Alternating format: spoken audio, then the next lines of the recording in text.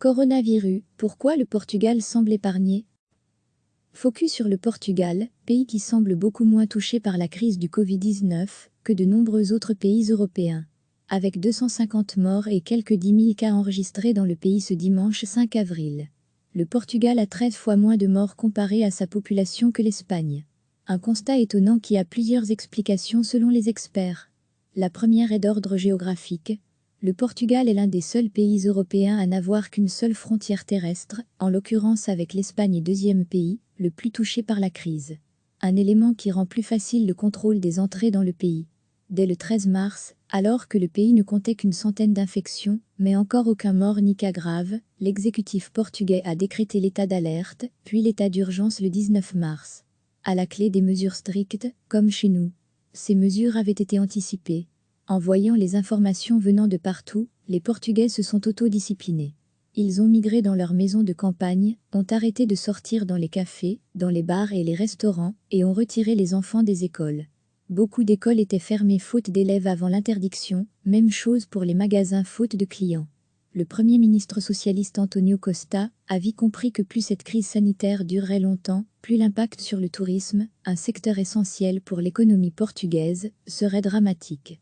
Il a donc fait le choix de prendre des mesures radicales précocement pour sortir au plus vite de cette situation de confinement et faire repartir le tourisme le plus tôt possible.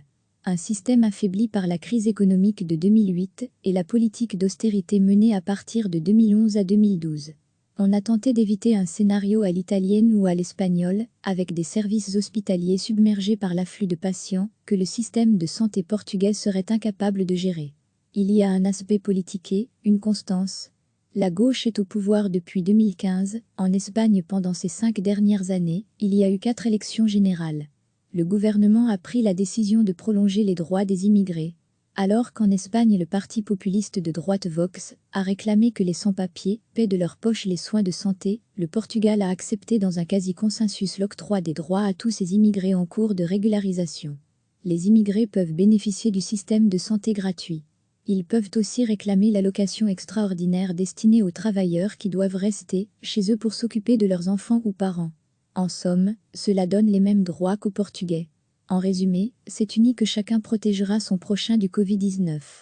Le gouvernement portugais a décidé de renforcer les mesures de confinement pendant la période de Pâques, notamment en fermant tous ses aéroports du 9 au 13 avril. Pendant le week-end prolongé de Pâques, la population ne pourra quitter sa commune de résidence que pour travailler dans les secteurs d'activité toujours autorisés sous l'état d'urgence, qui a été prolongé jusqu'au 17 avril. Recevez chaque matin l'essentiel de l'actualité. Focus sur le Portugal, pays qui semble beaucoup moins touché par la crise du Covid-19 que de nombreux autres pays européens. Avec 250 morts et quelques 10 000 cas enregistrés dans le pays ce dimanche 5 avril. Le Portugal a 13 fois moins de morts comparé à sa population que l'Espagne. Un constat étonnant qui a plusieurs explications selon les experts. La première est d'ordre géographique. Le Portugal est l'un des seuls pays européens à n'avoir qu'une seule frontière terrestre, en l'occurrence avec l'Espagne, deuxième pays le plus touché par la crise. Un élément qui rend plus facile le contrôle des entrées dans le pays. Dès le 13 mars, alors que le pays ne comptait qu'une centaine d'infections, mais encore aucun mort ni cas grave, l'exécutif portugais a décrété l'état d'alerte, puis l'état d'urgence le 19 mars.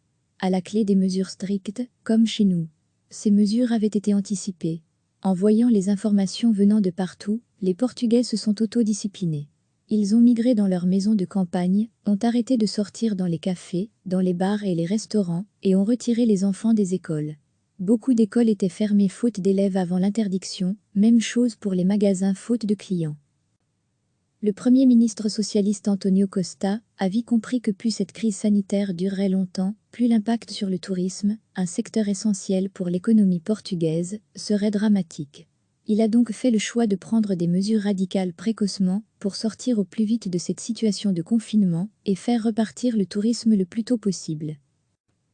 Un système affaibli par la crise économique de 2008 et la politique d'austérité menée à partir de 2011 à 2012. On a tenté d'éviter un scénario à l'italienne ou à l'espagnole, avec des services hospitaliers submergés par l'afflux de patients que le système de santé portugais serait incapable de gérer. Il y a un aspect politiqué, une constance.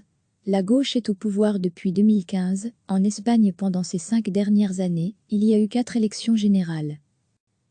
Le gouvernement a pris la décision de prolonger les droits des immigrés.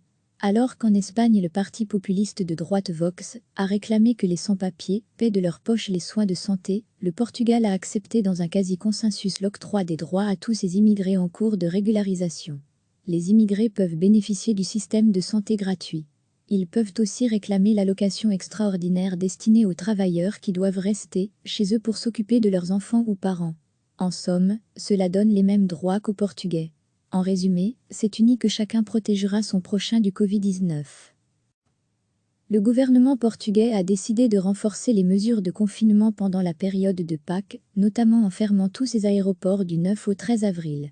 Pendant le week-end prolongé de Pâques, la population ne pourra quitter sa commune de résidence que pour travailler dans les secteurs d'activité toujours autorisés sous l'état d'urgence, qui a été prolongé jusqu'au 17 avril. Cliquez sur s'abonner pour recevoir les dernières nouvelles.